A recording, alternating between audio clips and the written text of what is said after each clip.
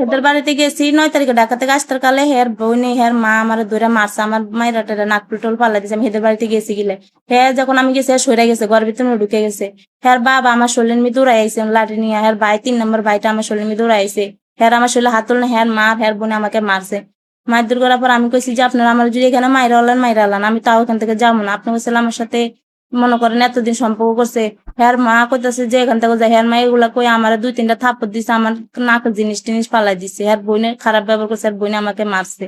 আচ্ছা, আমার সর্বপ্রথম প্রশ্ন হচ্ছে, আপনি যে তার সাথে কথা বলতেন, আপনি কি এর আগে একটা বিয়ে হয়েছে আপনার? জি, আমার একটা বিয়ে হয়েছে। ওই স্বামী কোথায়? হে স্বামী মনে করেন ডিভোর্স হয়ে গেছে আমার। মানে ওই স্বামী আপনাকে তালাক দিয়েছে নাকি আপনি দিয়েছেন? না, হে দিছে।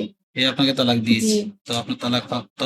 তো তার সাথে যে কথা বলছেন তাকে সবকিছু হ্যাঁ, আমি বলছেন? সবকিছু বলছি, আমার বান্ধবী বলছে। হ্যাঁ, আমি সবকিছু বলছি, আমার ছেলে আছে, তারপর আমার বাবা মা নাই, আমার বাবা মা মারা গেছে, আমি ডিভোর্স হয়েছে, সবকিছু আমি একে বলছি। আমি কোনো কিছু গোপন রাখবো না। হ্যাঁ, সবকিছু জানি না শুনে হ্যাঁ আমার ভাবির সাথে কথা বলছে, আমার ভাবির সাথে আমার ওর কথা বলে দিছে। আমার ভাবিও বলছে দেখেন ভাই এরকম এরকম।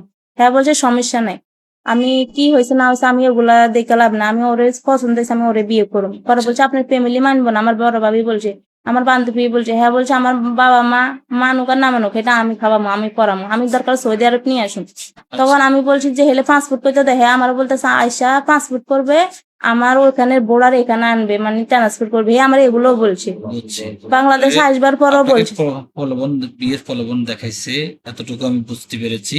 তো আমার দ্বিতীয় প্রশ্ন হচ্ছে, সে বিয়ের কথা বলে আপনাকে দীর্ঘদিন ঘুরেছে, ঘুরানোর পরে এখন সে দেশে আসার পরে আপনাকে ঢাকায় নিয়ে গেছে। হ্যাঁ, ঢাকা নিয়ে আমার সাথে ওখানে রাখছিল। ওখানে কয়দিন ছিল? ওখানে একদিন ছিল, মনে করেন একদিন সন্ধ্যাবেলায় গেছি, আর সারাদিন ছিল। এর পরের দিন এর পরে রাতের বেলায় চলে আইছে। শুধু একদিনই ছিল? 1.5 দিন ছিল আর কি, মানে যেদিন গেছে ওদিন ছিল, এর পরের দিনও ছিল, রাতের বেলা চলে আইছে, 9টার দিকে বাসার দিন চলে আইছে। আচ্ছা, আমার যে প্রশ্নটা হচ্ছে, আপনি যখন ছেলের সাথে সবকিছু ম্যানেজ করে বলছিলেন যে আমার বাবা না নাই, আমার স্বামী ছিল, আমার আত্মীয় স্বজন এই যদি মানে তাহলে আমি বিয়ে করবো, এরকম একটা ইয়ে করে তাকে আশ্বাস দিচ্ছেন। সে আপনাকে আশ্বাস দিচ্ছে যে আমি সবকিছু মানি, তোমাকে বিয়ে করবো।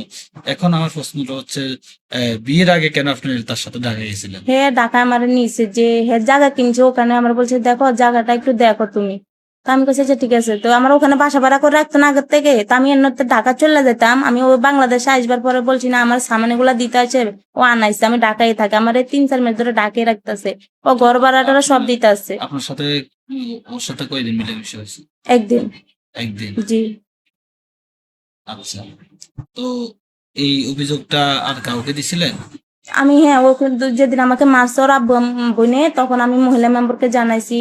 মনে করেন এখান দিয়ে আশেপাশের দোকানে কয়জনের জানাই গেছি, ওদের এগুলা যে আমার এরকম এরকম 1.5 বছর মিলেমিশে হয়েছে, আমি ওটা জানাই না যে আমার মহিলা মেম্বারও বলছি সবকিছু খুললা।